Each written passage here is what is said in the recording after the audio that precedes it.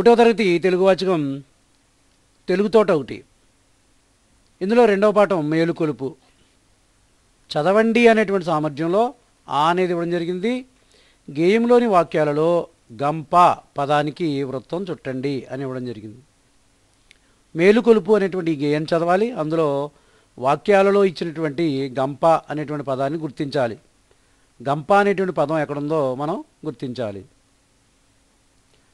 చిన్నారి పొన్నారి చిట్టి నా తల్లి, చిన్నారి పొన్నారి చిట్టి నా తల్లి, చుక్కల్లో చంద్రుడు చూడవచ్చాడు, తెల్లవారొచ్చింది కోడి కూసింది, చూచేటి అక్కళ్ళు చూడరారమ్మా, గంప కింద కోడి గుడ్డు పెట్టింది.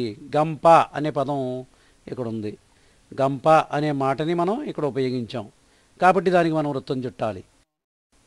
ఇంకా ఏమైనా పదాలు ఉన్నాయేమో చూద్దాం. ఆడేటి పిల్లలు చూడరారమ్మా, ఆడేటి వారికి అచ్చావు పాలు, పాడేటి వారికి పాలమీగడలు. ఈ మొత్తం గేయంలో మనకి కేవలం ఒక్కసారి మాత్రమే గంప అనేటువంటి పదం ఉపయోగించడం జరిగింది. ఈ పాఠంలో మనం గా అలాగే పూర్ణాంకము ఈ రెండింటి గురించి మనం తెలుసుకోవాలి.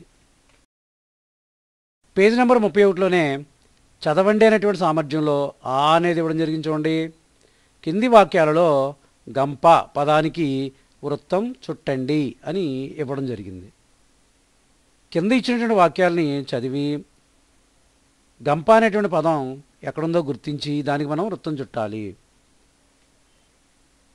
ఈ బొమ్మల్ని పరిశీలించండి. వాక్యాలు ఏమని రాయొచ్చు? ఇక్కడ ఏమని ఇచ్చారు వాక్యం? గంప కింద కోడి ఉంది. వాక్యం పూర్తయితే మనం ఫుల్ స్టాప్ పెడతాం. ఏమనుంది వాక్యం? గంప కింద కోడి ఉంది. గంప అనే పదం వాక్యంలో ఎక్కడ ఇవ్వబడింది? ఇక్కడ ఇవ్వబడింది. కాబట్టి ఈ పదానికి మనం వృత్తం చుట్టాలి. గంప కింద కోడి ఉంది. గంప కింద కోడి ఉంది. రెండో వాక్యం చూద్దాం. ఈ చిత్రాన్ని పరిశీలించండి. గంప కింద కోడి గుడ్డు పెట్టింది. గంప కింద కోడి గుడ్డు పెట్టింది. Full stop. గంప కింద కోడి గుడ్డు పెట్టింది. గంప అనే పదాన్ని మనం ఎక్కడ పలికాం? ఇక్కడ పలికాం. కాబట్టి దానికి మనం వృత్తం చుట్టాలి. గంప కింద కోడి గుడ్డు పెట్టింది. గంప అనే పదం, దీనికి మనం వృత్తం చుట్టాం. ఇచ్చిన వాక్యాల్లో గంప అనే పదాన్ని గుర్తించాం, అలాగే దానికి మనం వృత్తం చుట్టాం. ఆ పదానికి గంప అనే పదాన్ని ఎలా రాయాలి? గా, గం, ప, గంప. ఈ అక్షరాన్ని మనం చదవడం రాయడం నేర్చుకోవాలి. ఈ వాక్యం మీరు పూర్తిగా చదవలేకపోయినప్పటికీ కూడా మీ టీచర్ చెప్పినప్పుడు శ్రద్ధగా వినాలి. ఆ గంప అనేటువంటి పదంలో ఉన్నటువంటి అక్షరాలను మనం గుర్తించాలి, చదవడం రాయడం నేర్చుకోవాలి. పేజీ నెంబర్ 32లో చదవండి అనేటువంటి కృత్యంలోనే ఈ అనేది ఇవ్వడం జరిగింది. చూడండి, చిత్రం చూడండి, పదం చదవండి, వర్ణమాలలో గుర్తించండి. చిత్రం చూసి కింద ఇచ్చినటువంటి పదాన్ని చదవాలి, అలాగే అక్షరాలని మనం వర్ణమాలలో గుర్తించాలి. ఇది గంప. దీని పేరేంటి? గంప. ఇది గా. గా పక్కన పూర్ణాంకం రాస్తే గం, ప, గంప అనే పదం మనకి ఇక్కడ ఇవ్వడం జరిగింది. ఈ గా, పూర్ణాంకము, ప ఈ మూడింటిని మనం వర్ణమాలలో గుర్తించాలి. ఇది వర్ణమాల. ఈ వర్ణమాలలో అచ్చులు మరియు హల్లులు ఇవ్వడం జరుగుతుందన్నమాట. ఈ అక్షరాలన్నింటినీ కలిపి మనం వర్ణమాల అంటాం. ఈ వర్ణమాల చార్ట్లో మనం గంప పదంలో ఉన్నటువంటి అక్షరాల్ని గుర్తించాలి. గా అనేటువంటిది ఎక్కడుంది? వర్ణమాలలో చూడండి, కాక గగ్గ ఇన్యా అని ఉంది కదా, అక్కడ ఉంది గా. దాన్ని గుర్తించాలి. దానికి మనం వృత్తం చుట్టాలి. వృత్తం చుట్టడం అంటే దాన్ని మనం గుర్తించామని అర్థం అనమాట. అలాగే పూర్ణాంకం ఎక్కడుంది? అం పక్కన ఉంది చూడండి. అం అహాలో అం పక్కన ఉంది పూర్ణాంకం, ఇంకెక్కడ ఇవ్వలేదు కదా. అలాగే పా అనేది చూడండి, పాప బాబమ్మ ఈ వరుసలో ఉంది, మొదటిది పా. గంప అనేటువంటి పదంలోని అక్షరాలను మనం వర్ణమాలలో గుర్తించాం. గంప అనే పదాన్ని ఏ విధంగా రాయాలి? గా, గం, ప, గంప. గా, గం, ప, గంప. గా, గం, ప, గంప. ఈ విధంగా మీకు ఇచ్చినటువంటి టెక్స్ట్ బుక్లో చిత్రాన్ని చూసి పదాన్ని చదివి వర్ణమాలలో గంప అనేటువంటి పదంలోని అక్షరాల్ని గుర్తించాలి మీరు కూడా. 32వ పేజీలో చదవండి అనేటువంటి సామర్థ్యంలోనే ఈ అనేది ఇవ్వడం జరిగింది చూడండి. కింది గళ్ళలో అక్షరాలు చెప్పండి. కింద ఇచ్చినటువంటి గళ్ళలోని అక్షరాలని చెప్పాలి, మనం చదవాలి. అలాగే కింద ఇచ్చినటువంటి ప్రశ్నలకి సమాధానాలు రాయాలి. మొదట ఇచ్చినటువంటి గళ్ళలోని అక్షరాలను చదువుదాం. మొదటి అక్షరం గా, రెండవ అక్షరం పూర్ణాంకము. దీన్ని పూర్ణాంకం అనొచ్చు, పూర్ణానుస్వారం అనొచ్చు, సున్నా అని కూడా అనొచ్చు. మూడవ అక్షరం పా, నాలుగవ అక్షరం సా, ఐదవ అక్షరం నా, ఆరవ అక్షరం డా. గళ్ళలో ఇచ్చినటువంటి అక్షరాలని గుర్తించి చదివాం. ఇక్కడ కొన్ని ప్రశ్నలు ఇవ్వడం జరిగింది, వాటికి మనం సమాధానం రాద్దాం. ఒకటవ అక్షరం ఏమిటి? ఒకటవ అక్షరం ఏమిటి? ఇక్కడ గా, దాన్ని ఇక్కడ రాయాలి గా. ఒకటవ అక్షరం గా. రెండవ అక్షరం ఏమిటి? రెండవ అక్షరం పూర్ణాంకం ఉంది, ఇక్కడ పూర్ణానుస్వారము లేదా సున్నా, అది రాసాం. 1, 2 అక్షరాలు కలిపి చదవండి అని ఇవ్వడం జరిగింది. ఒకటవ అక్షరం రెండవ అక్షరం కలిపి చదవాలి. ఒకటవ అక్షరం ఏంటి? గా, అది ఇక్కడ రాసుకోవాలి. రెండవ అక్షరం పూర్ణాంకం లేదా పూర్ణానుస్వారము లేదా సున్నా, దాన్ని రాద్దాం. గమ్ అయింది. గా పక్కన పూర్ణాంకం రాస్తే గమ్ అవుతుంది. అలాగే కా పక్కన రాసాం అనుకోండి కమ్, చా పక్కన రాస్తే చమ్, జా పక్కన రాస్తే జమ్. ఈ విధంగా మిగిలిన అక్షరాలకి మీరు ప్రయత్నం చేయండి. తర్వాత ప్రశ్న 1, 2, 3 అక్షరాలు కలిపి చదవండి అని ఇవ్వడం జరిగింది. 1, 2, 3 అక్షరాలు కలపాలి. ఒకటవ అక్షరం గా, రెండవ అక్షరం పూర్ణాంకం, అది రాసాం. మూడవ అక్షరం పా. ఇప్పుడు ఏర్పడినటువంటి పదం ఏంటి? గంప. 1, 2, 3 అక్షరాలను కలిపి చదివితే మనకి ఏం ఏర్పడింది? గంప అనే పదం ఏర్పడింది. ఒక్కొక్కటే ఉన్నాయి కదా ఇక్కడ, వీటిని మనం అక్షరాలు అంటాం. అక్షరాలతో ఏర్పడినటువంటి దాన్ని మనం పదం అంటాం. ఇది ఒక అర్థవంతమైనటువంటి పదం. తర్వాత ప్రశ్న 1, 6, 3 అక్షరాలు కలిపి చదవండి అని ఇవ్వడం జరిగింది. ఒకటవ అక్షరం గా,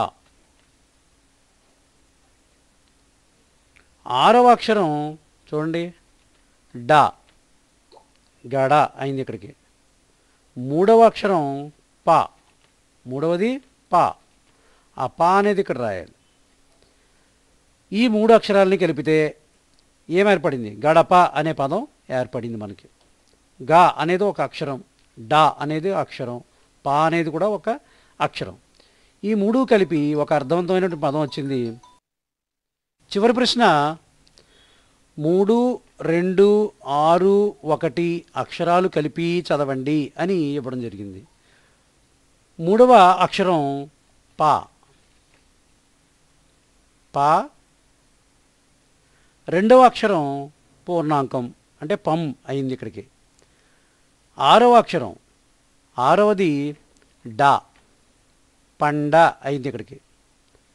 ఒకటవ అక్షరం గా, ఆ గా ఇక్కడ రాద్దాం. ఒక కొత్త పదం ఏర్పడింది చూడండి, పండగ. 3, 2, 6, 1 అక్షరాలను కలిపి చదివితే పండగ అనేటువంటి ఒక పదం వచ్చింది. ఈ విధంగా మీకు ఇచ్చినటువంటి టెక్స్ట్ బుక్లో ఈ అక్షరాలని చదవాలి. అలాగే కింద ఇచ్చినటువంటి ప్రశ్నలకు సమాధానాలు రాసి కొత్త పదాలని మనం కనిపెట్టాలి. ఇదే విధంగా అనేకమైనటువంటి అక్షరాలను తీసుకుని పదాలని రాయడం నేర్చుకోవాలి. 32వ పేజీలో చదవండి అనేటువంటి సామర్థ్యంలోనే ఊ అనేటువంటి కృత్యం ఇవ్వడం జరిగింది చూడండి.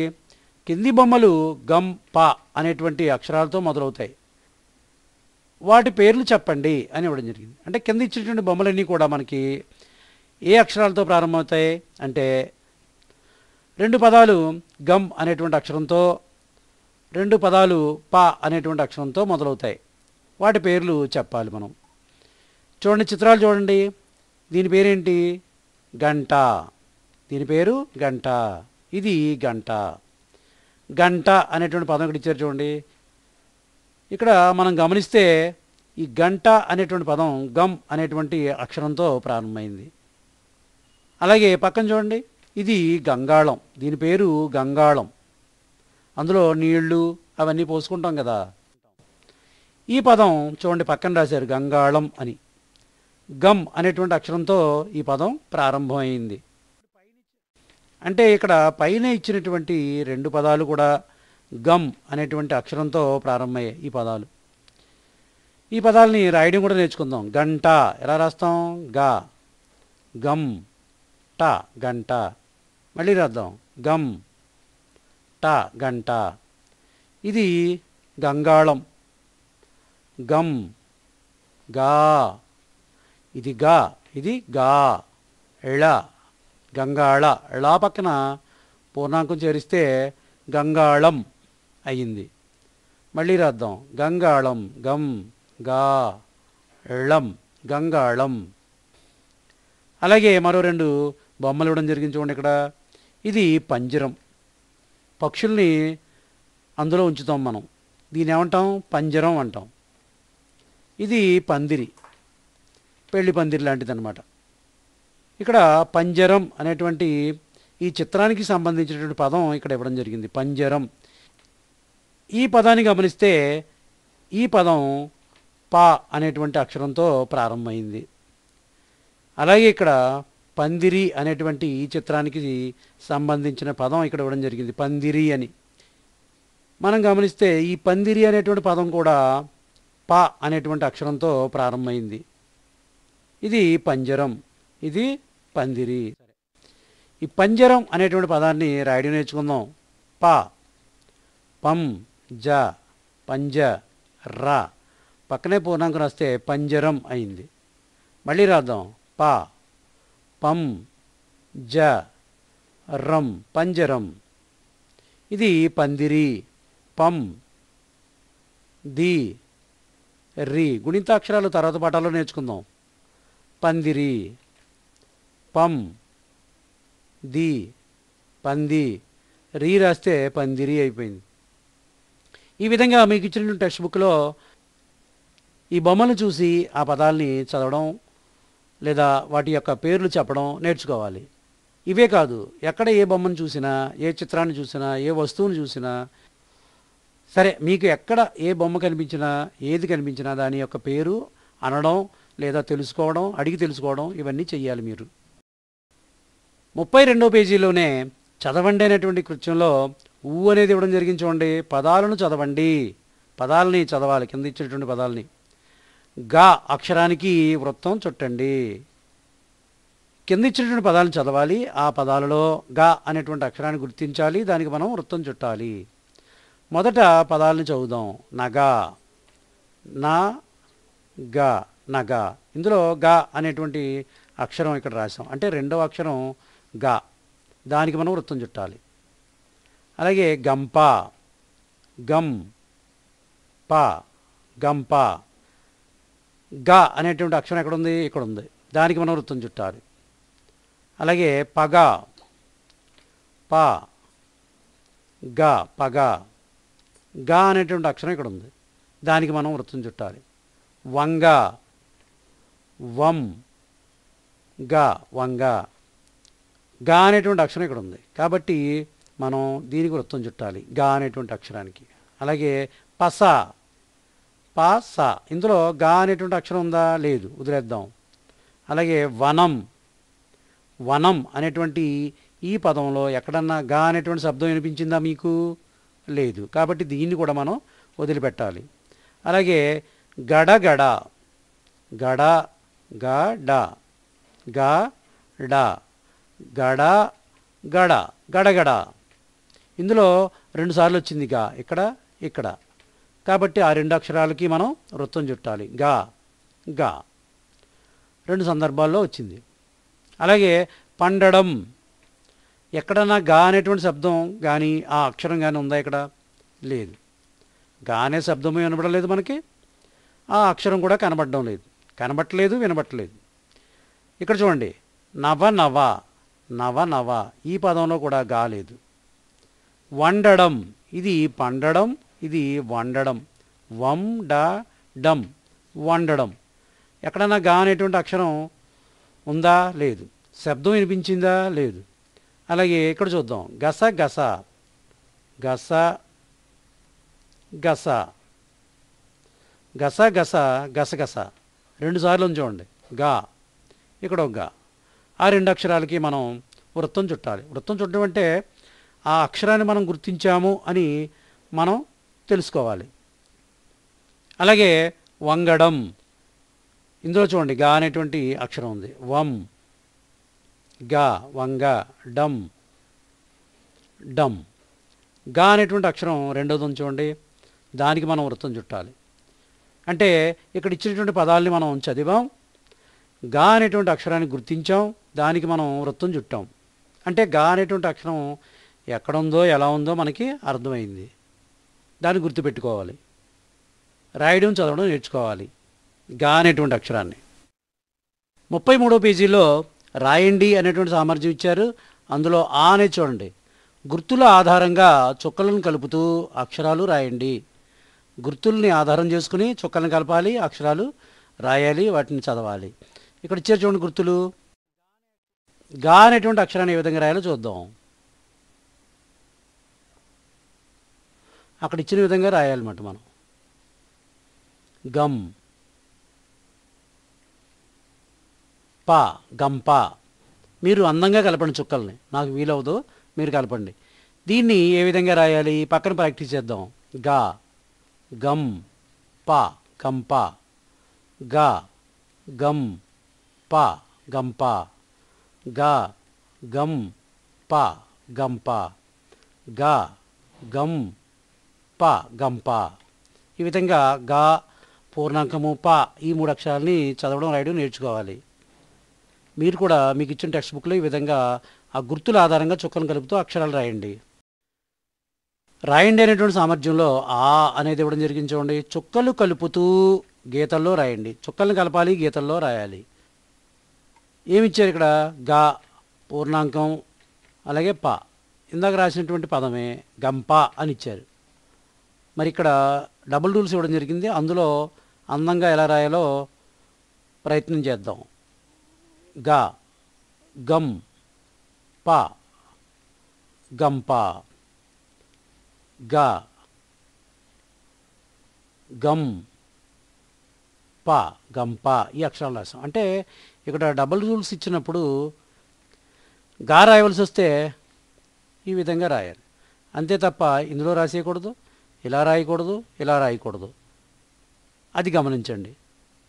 అందంగా రాయండి. ఏ అక్షరమైనా చక్కగా ఆ గాళ్ళల్లో ఏ విధంగా రాయాలో నేర్చుకుంటూ రాయాలన్నమాట. మనం రాసేటప్పుడు అక్కడ గీతలున్నా లేకపోయినా అందంగా రాయడానికి ప్రయత్నం చేయాలి. గంప, గమ్, ప, గంప. గమ్, ప, గంప. గమ్, ప, గంప. మన గీతలు ఇచ్చినా ఇవ్వకపోయినా సరిపోవాలన్నమాట. అలాగా ఆ విధంగా అలవాటు చేసుకోవాలి. 33వ పేజీలోనే రాయండి అనేటువంటి సామర్థ్యంలో ఈ అనేది ఇవ్వడం జరిగింది చూడండి. కింది అక్షరాలతో ఏర్పడే పదాలను రాయండి. పా, డా, వా, నా, తా, పూర్ణానుస్వారము, అలాగే సా. ఈ అక్షరాలతో ఏర్పడే పదాలని మనం రాయాలి. వా, డా, వడ. వా, డా, వడ. నా, వా, నవ. నా, వా, నవ. నస, నా, స, నస, నస. ఇక్కడ మనం రాసినటువంటి పదాల్లో 2 అక్షరాలు మాత్రమే ఉంటాయి. కాబట్టి వీటిని మనం 2 అక్షరాల పదాలు అంటాం. ఇప్పుడు మనం పూర్ణాంకంతో వచ్చేటువంటి 2 అక్షరాల పదాలు రాద్దాం. అందులో సంత, స, సం, త, సంత. సం అనేది ఒక అక్షరంగా భావించాలి. త, సంత. ఇది కూడా 2 అక్షరాల పదమే. సం అనే దాన్ని మనం ఒక అక్షరంగా తీసుకుంటే త అనేది 2వ అక్షరం. కాబట్టి ఇది సంత అనేది 2 అక్షరాల పదం అవుతుందన్నమాట. అలాగే మరొక పదం వంత, వంత పాడడం. వం, త, వంత. వం, త, వంత. ఇవన్నీ కూడా రెండు అక్షరాల పదాలుగా మనం భావించాలి. వడ, నవ, నస, సంత, వంత ఇవన్నీ రెండు అక్షరాల పదాలు. ఇప్పుడు మనం మూడు అక్షరాల పదాలు రాద్దాం. పడవ, ప, డ, వ, పడవ. ప, డ, వ, పడవ. ఇది మూడు అక్షరాల పదం. ఎంచేత అందులో మూడు అక్షరాలు ఉన్నాయి. అలాగే పనస, ప, న, స, పనస. ప, న, స, పనస. తర్వాత తడవ, త, డ, వ, తడవ. త, డ, వ, తడవ. ఇది కూడా మూడు అక్షరాల పదం. తడవ తడవకి అనేటువంటి పదం ఉపయోగిస్తూ ఉంటాం మనం అప్పుడు. అందులోంచి తడవ. తడవడం కాదు, ఇది నీటిలోనో వానలోనో తడవడం కాదు. తడవ, తడవ తడవకి అంటాం.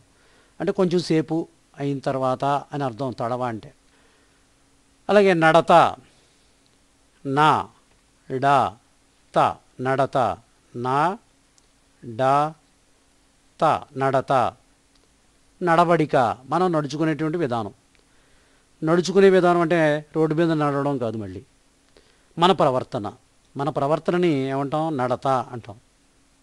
మనం ప్రవర్తించేటువంటి విధానం. మంచి ప్రవర్తన అయి ఉండొచ్చు, చెడు ప్రవర్తన అయినా అయి ఉండొచ్చు. దాన్ని మనం నడత అంటాం. ఇప్పుడు పూర్ణాంకంతో వచ్చేటువంటి మూడు అక్షరాల పదం అర్థం. వా, ఇదిగో వా. స, వసం, త, వసంత. వా, స, వసం, త, వసంత. ఒక అమ్మాయి పేరు. వసంతకాలం అనేటువంటి పదంలో వసంత అయి ఉండొచ్చు, లేదంటే ఇది వసంత అంటే ఒక అమ్మాయి పేరు కూడా మనం చెప్పచ్చు. వసంత. చూడండి, ఇది సం అనేది ఒక అక్షరంగా భావించాలి. అప్పుడు ఇది మూడు అక్షరాల పదం అవుతుంది. వా, సం, త. ఇది మూడు అక్షరాల పదం. పూర్ణాంకంతో వచ్చేటువంటి మరొక పదం పతనం. ప, త, నా, పక్కనే పూర్ణాంకం. పతనం. ఎక్కడ రాద్దాం? ఇక్కడ రాద్దాం. ప, త, నం, పతనం. పతనం అంటే పడిపోవడం, తగ్గిపోవడం అనేటువంటి అర్థాలు వస్తాయి. మరొక పదం మిగిలింది. అయితే పూర్ణాంకాన్ని రెండుసార్లు తీసుకోవాలి. తీసుకుంటే ఆ పదం వస్తుంది. ఏంటి ఆ పదం అంటే పంతం. ప, పం, త, పంత. పూర్ణాంకాన్ని మరొకసారి తీసుకుంటే పంతం అనే పదం వస్తుంది. ప, పం, త, పక్కనే పూర్ణాంకం. ఇది రెండు అక్షరాల పదం అవుతుంది. ఎంచేత పం అనేది ఒక అక్షరం, తం అనేది మరొక అక్షరం. ఏమైంది? మొత్తానికి పంతం అయింది. ఈ పూర్తి పదాన్ని చదివితే పంతం అనేటువంటి పదం వచ్చింది మనకి.